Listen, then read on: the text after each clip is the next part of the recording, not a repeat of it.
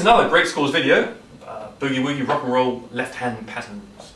Up to 9 left hand patterns in up to 8 of the most popular blues keys for you this time. Lincoln demonstrates in C major, and all the other keys are available on the sheet music itself, which is available for download from our website, greatscores.com. Over to Lincoln.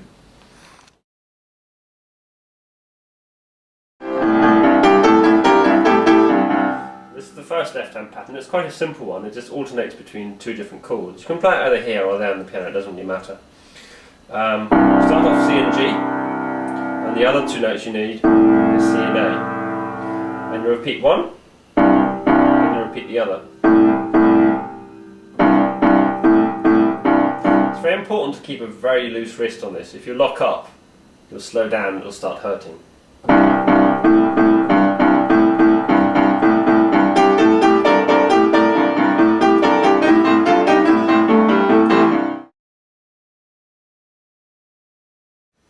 Okay, this second pattern is very similar to the first one. It starts off the same way. Rather than going back to G now, the thumb goes up to the B flat.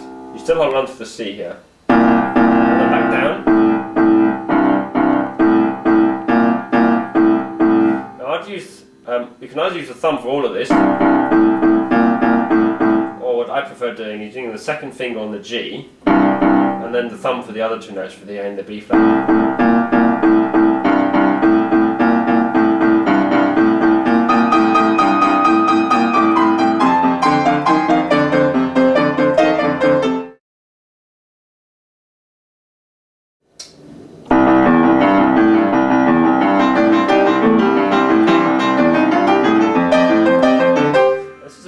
Popular Jerry Lee Lewis left-hand pattern, and it's a single note pattern. You start off on the C, you repeat the C, go up to the E, back down to the C, up to the G, down to C, up to A, and then to G. I'll repeat that.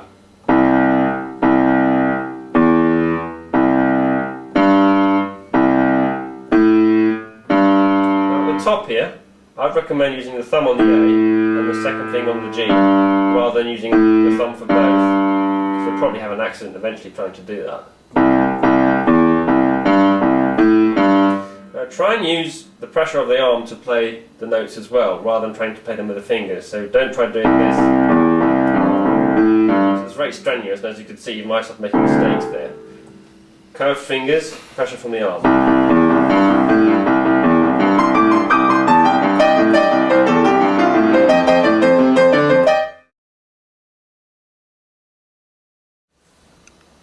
This next pattern is a variation of the previous one.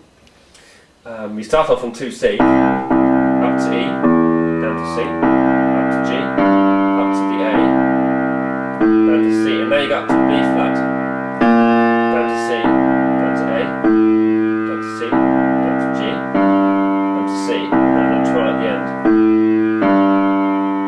So you're going all the way up the key, G, A, B flat, A, G back down, with C being the alternate note, and a little twirl at the end. I'll do that again.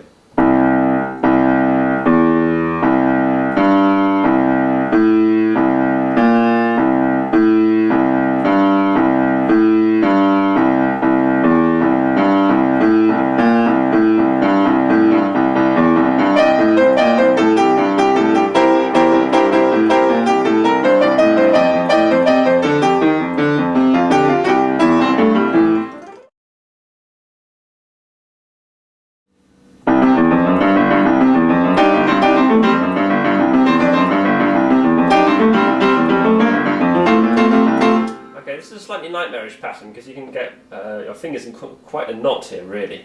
This is more of a sort of boogie woogie pattern. It's not really a rock and roll pattern as much, I would say. There's quite a few octave leaps in here, so you want to be able to play octaves. If your hands are a bit small, so if you're sort of under the age of 8, you might struggle playing this one. You start off on the C, up to the C, then your third finger comes down on the E. Now you play chromatically up to G, third finger F, second finger F sharp, thumb on to G, octave leap down to G, back up to G, then the whole pattern starts again.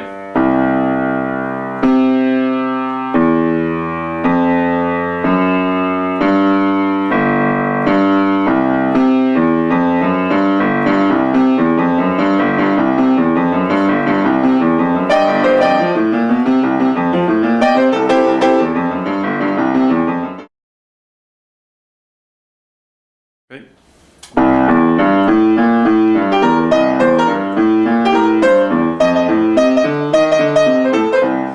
So this pattern is slightly more jazzy, and it's a single note pattern. It basically uses the notes of a C7 with an A added in, so the 6th or the 13th, depending on how you want to look at it.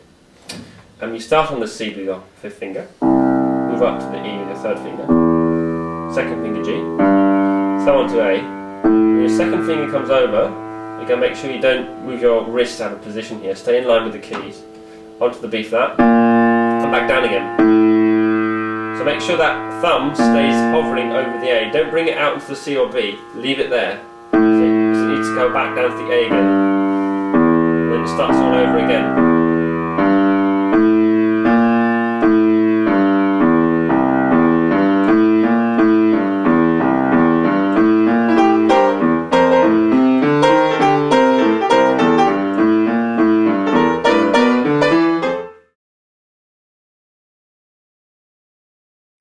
This next lick is a variation of the previous one, but it's only a 1-bar pattern, and it's a simplified version of the previous one, so it doesn't have the B flat in it.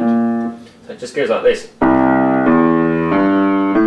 consisting of these 4 notes, and you just repeat these. There's a very effective way and simple way of getting going and boogie woogie playing, because it's very easy to play even if you've got smaller hands. So if you're a younger student of the piano, it's easy for you to play.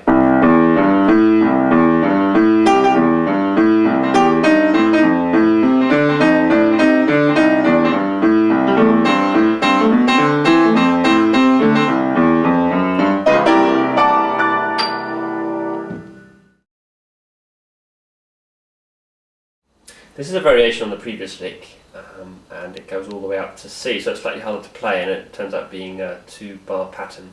So it sounds like this. So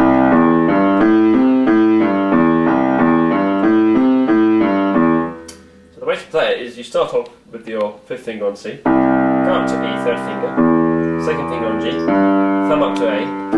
Now your 2nd finger comes over onto C, but keep your thumb hovering over the A. Then your thumb goes back down to A, where it's staying anyway, and your whole hand shifts down to the G, back down to E and C, and then repeat the pattern.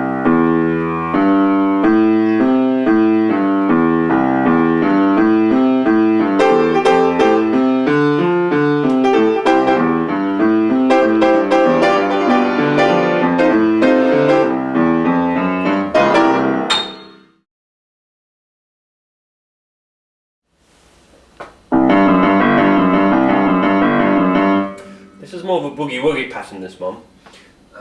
It's a slight finger twister. So you start on C, the thumb goes up to G, 2nd finger down to F sharp, keep that thumb over G because you want to go back there, then you octave leap down to G, back up to G, so a nice octave leap there, to F sharp again, back to G. I'll do that again, start on C, up to G, F sharp, G, octave leap back up, F sharp again and G, and repeat.